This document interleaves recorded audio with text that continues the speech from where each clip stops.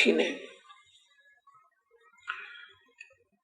अब वहां श्री रामचंद्र जी को मालूम नहीं सीता को कौन ले गया, और ना ही शिव जी को मालूम, ना पार्वती को मालूम। और इतना मालूम है शिव जी को कि श्री रामचंद्र जी हैं, तो ये विष्णु अवतार है। इतना ऑन कर दिया उनकी बुद्धि को। अब आगे देखिएगा, सती जी ने कहा, पार्वती जी ने कहा, दक्ष की बेटी सती जी ने कहा कि मैं इनकी परीक्षा लूंगी। भगवान और रोया करते हैं कभी, इनको क्या दुख होते हैं भगवानों को।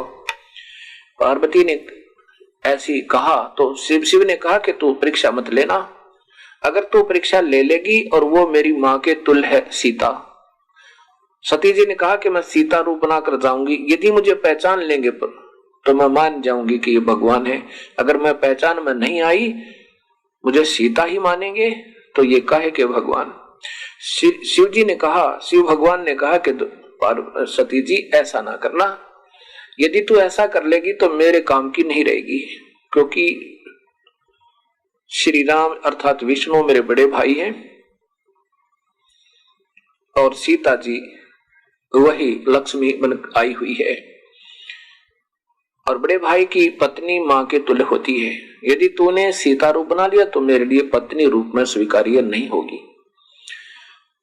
पार्वती जी ने कहा, सती जी ने कहा कि ठीक है, को नहीं लूंगी परीक्षा।